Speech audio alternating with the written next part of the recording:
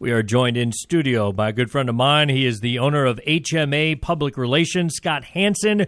He wears a lot of different hats, though, and I appreciate you coming in studio. Good to see you. Good morning. It's good to see you again, too. Well, a lot of people don't know this. You did what we used to do back in the day. Why don't you explain how you started? I said you wear a lot of hats. I do wear a lot of hats, and you're right about that. I started out in sports broadcasting, as you did, at KNAZ TV in Flagstaff. Worked up there for 4.5 years, moved to Phoenix, started working at Channel 5 here in the Valley, worked there for about 8 years as the weekend sports guy.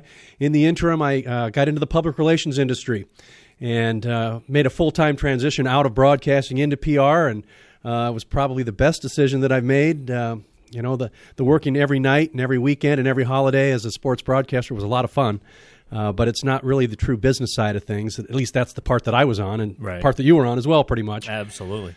So you decide as you're doing all this, you dabble in PR. I always hear people, whether you're a big time celebrity or even just a company, whatever. My PR guy handles all that, right? Or my PR girl handles all that.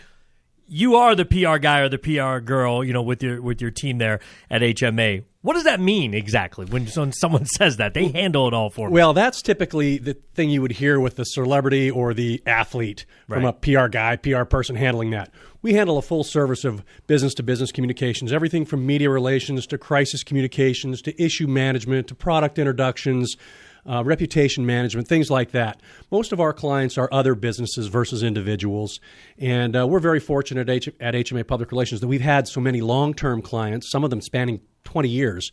And in our industry, that is sort of unheard of because it's often, what have you done for me lately? And everybody's looking for the next newest, brightest star.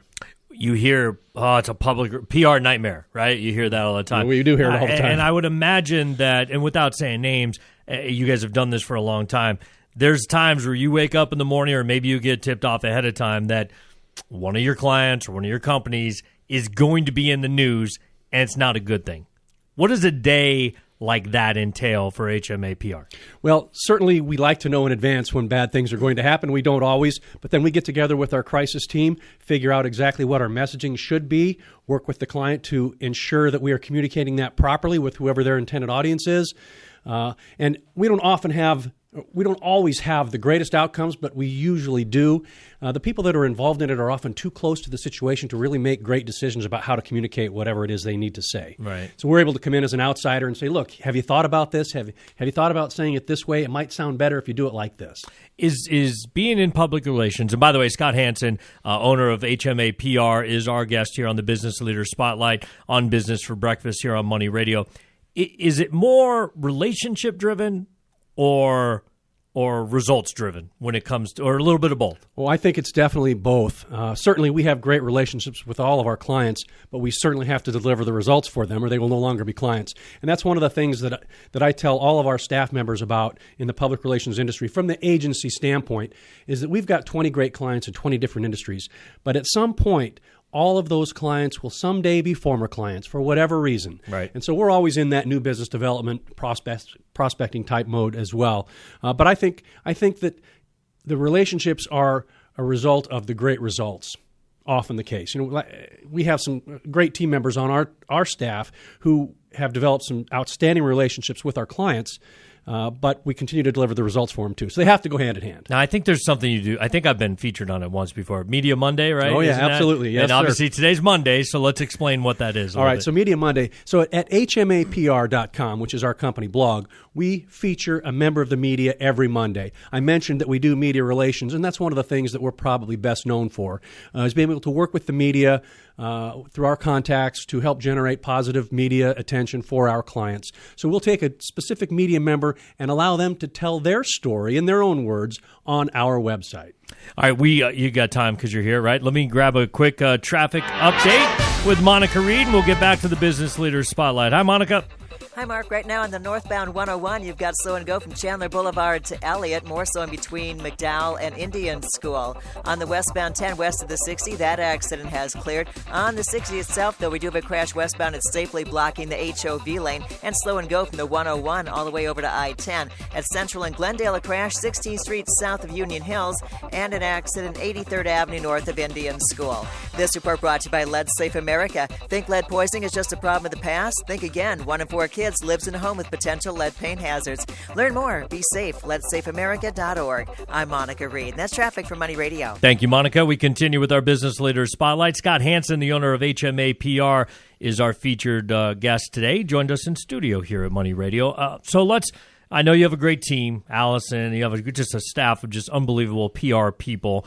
I'm sure you'd love to give them a shout out. But if someone's listening and they want to get more involved, or maybe they feel like, I need a PR guy or a PR girl at this point in my life, how do they do that? Well, we're easy to find. HMA Public Relations on the web, www.hmapr.com. Our phone number is 602-957-8881. And, of course, we like to talk to anybody that is interested in how to further communicate their own business. Is it expensive to have a PR company? Well, I think that's kind of a relative term. How expensive? Or, right. What's it worth? What's it worth to you? Yeah, right. Exactly. What okay. What is your reputation worth to you? All right. I didn't want to speed through that. I want to get the note out. But this is something you had mentioned to me, I think, on a golf course. That's right. Maybe a couple of years ago, and it is your book that is out.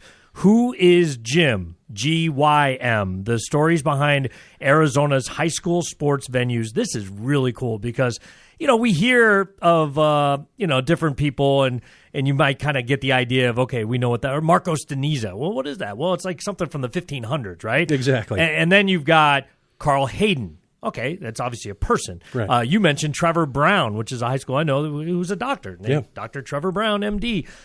You kind of go through all the different names of high schools in town and where it came from. That's pretty cool. Thank you. Yeah, Who is Jim is the product. I've been officiating among the hats I wear. I referee high school football, and I've umpired high school baseball for 30 years. And 3 years ago, showed up at Cactus High School, and it said ML Huber Stadium on the stadium. And I asked the guy there, hey, who is that? And he didn't know. And the next week, we were at Independence High School, and it's called Tolmachoff Stadium. And I asked the guy there, hey, who's that? And he didn't know. So I just started doing the research on my own, and then I ran into Marshall Trimble, who's the Arizona State historian.